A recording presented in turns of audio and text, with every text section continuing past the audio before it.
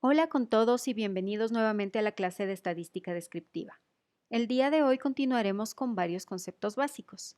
Analizaremos los tipos de datos y los niveles de medición. Empecemos con dos conceptos básicos en estadística: parámetro y estadístico. Un parámetro es una medición numérica que describe algunas características de una población, mientras que un estadístico es una medición numérica que describe algunas características de una muestra. Ahora analicemos los tipos de datos. Existen datos cuantitativos y cualitativos. Los datos cuantitativos consisten en números que representan conteos o mediciones, como por ejemplo la edad de una persona, el número de hijos, su ingreso mensual, etc. Los datos cualitativos también son llamados datos categóricos o de atributo.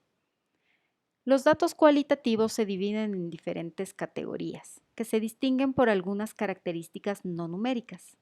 Ejemplos de estos son la religión de una persona, el color de cabello, identificación étnica, etc. Como pueden imaginar, existen muchos tipos de variables que representan a características muy diferentes. Por esto es esencial distinguir los distintos niveles de medición. El nivel de medición más simple es el nominal. Una variable nominal se conforma de varias categorías que difieren unas de otras. Sin embargo, no existe forma alguna de ordenamiento. Esto significa que no es posible decir si una categoría es mejor o peor, si es más o menos que otra. Un ejemplo de esto es la nacionalidad de los futbolistas. Las distintas categorías, por ejemplo, español, ecuatoriano, argentino, difieren unas de otras, pero no hay un orden de clasificación. Otros ejemplos pueden ser el sexo de los jugadores o el color de cabello. El segundo nivel de medición es el ordinal. En este no solo existe diferenciación entre categorías de la variable, sino que también hay un orden. Un ejemplo es el orden en un torneo de fútbol. Sabes quién es el ganador, sabes quién terminó segundo y tercero, etc. Sin embargo, el orden por sí solo no dice nada acerca de las diferencias entre categorías. No podemos saber, por ejemplo, qué tanto mejor fue el número 1 en comparación al segundo. Estas dos variables, las de nivel nominal y ordinal, son variables cualitativas o también llamadas variables categóricas. El tercer nivel de medición es el nivel de intervalo. En este nivel tenemos diferentes categorías, pero además podemos identificar intervalos parecidos entre categorías. Por ejemplo, la edad de un futbolista. Podemos decir que un jugador de 20 años es diferente de un jugador de 18 años, en términos de su edad. Y además podemos decir que este jugador es más viejo. Pero, adicionalmente, podemos decir que la diferencia de edad entre un jugador de 20 años y un jugador de 18 años es similar a la diferencia entre un jugador de 14 años y otro de 12 años de edad. El cuarto nivel de medición es el de proporción.